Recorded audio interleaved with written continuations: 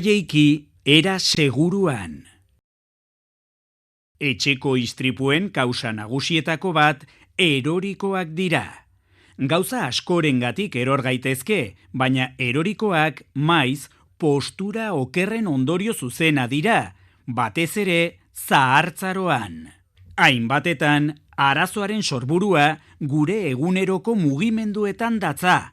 Ohetik edo aulkitik altxatzeko modua, oinetakoak jartzekoa, gauza astunak altxatzekoa, erosketen orga eramatekoa. Has gaitezen egunero egiten dugun lehen mugimendutik.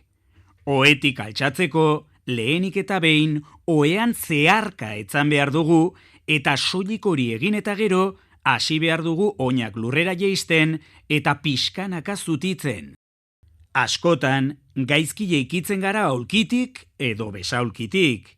Hasteko, ipur masailak eserlekuaren ertzean jarri behar ditugu, eta gero, indarra hankekin egin behar dugu beti. Horrela, gorputzak erraz jarraituko baitigu, hankek palanka egingo balute bezala.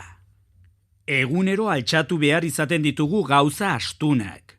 Hori gaizki egiteak bizkarra desoreka eta onda diezaguke. Eta amaitzeko gogoan hartu, erosketa orga horrela eraman behar dugu.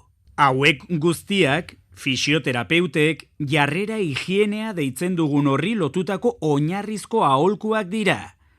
Izan ere, azala edo ilea zaintzea bezain garrantzitsua da, geure eguneroko bizitzan jarrera egokiak edukitzea. Horrela, erorikoak saihestuko ditugu eta belaunei, bizkarrari eta sorbaldari ez diogu alferrikako sufrimendurik eragingo.